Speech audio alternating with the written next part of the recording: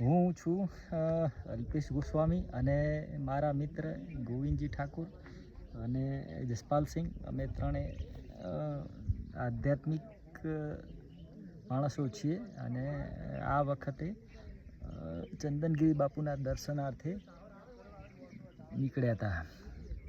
અગાઉ સાલ 2025-26ની અંદર 25થી 26 એટલે કે આવા જ સમયે આવતા ગયા વર્ષે અમે લોકો દર્શને ગયા હતા, બાપુના દર્શને ગયા હતા. બાપુ એ વખતે દોતીવાડાથી લગભગ 20 કિલોમીટર મેથીપુરા કરીને રાજસ્થાનની અંદર એક ગામ આવેલું છે, ત્યાં બાપુનો આશરો હતો.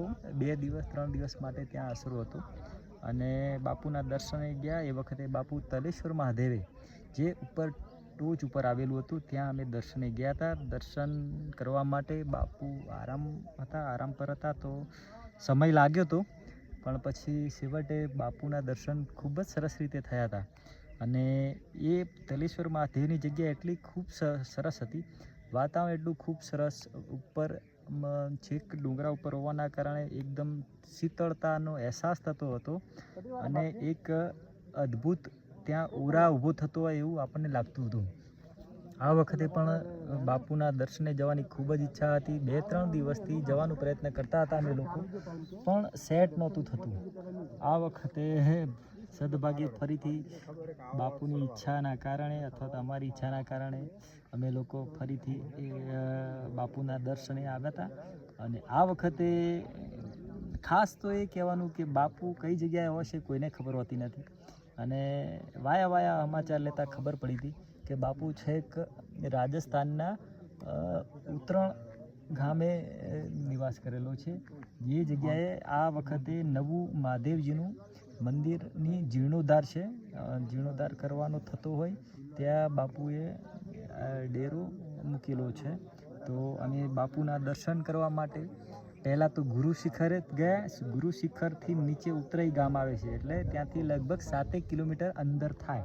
તો અમે ગુરુ શિખરથી ચાલતા લગભગ થોડા જ 200-300 મીટર ગયા હશું અને ત્યાં એમના ભાવિ ભક્તોએ જ્યાં મહાદેવજીનો જીર્ણોદ્ધાર કરવાનો હતો એ જગ્યાએ સ્ટીમરના લાકડા લગભગ 7 ફૂટ પહોળા અને 20 કિલો વજનના હશે એવા કોઈ સેવાભાવી માણસે મૂકેલા હશે અને લાકડાનું મંદિર બનાવવા માટે ત્યાંથી દર્શનાર્થીઓ દ્વારા આજીજી કરવામાં આવતી હતી. અમે પણ આ મંદિર બનાવવામાં અને બાપુનો દર્શન માટે થઈને સેવાનો લાભ લેવા માટે અમે આ એક લાકડું અમે 3 જણે ત્યાં પહોંચાડવાનું 7 કિલોમીટર લઈ જવાનો નિર્ધાર કર્યો હતો.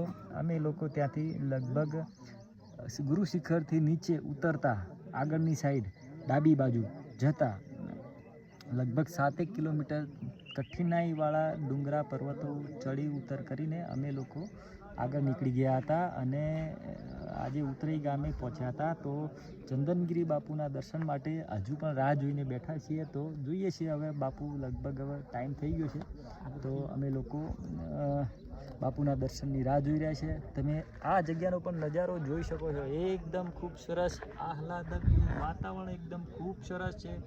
લોકો બધા બાપુની રાહ જોઈ રહ્યા છે, આતુરતાથી રાહ જોઈ રહ્યા છે.